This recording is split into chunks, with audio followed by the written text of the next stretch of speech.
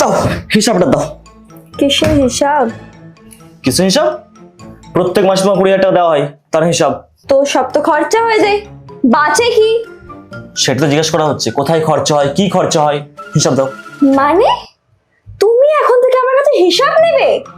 টাকা আমি তোমাকে দিই, তুমি হিসাব তোমার কাছ থেকেই নেবো। বলো।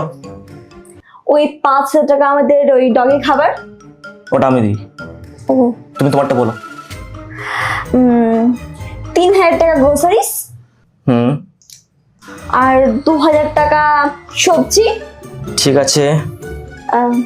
2,000 টাকা ইস্যু টিউশন ফিস, 7,000।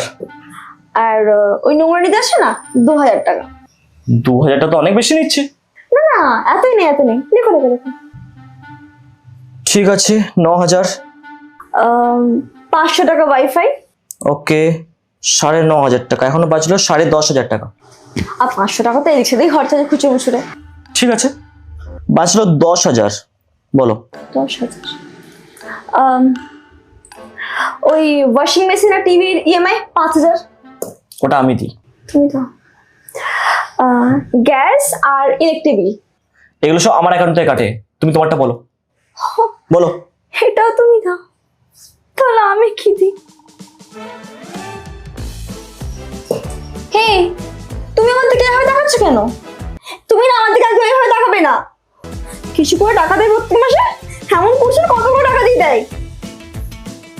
চল নিয়ে এসো, কি নিয়ে এসো?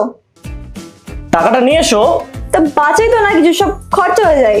তো খরচা কি হয়েছে বলো না। সব টাকা মেরে বসে আছে। এই, কি টাকা মেরে বসে আছে গো? কি টাকা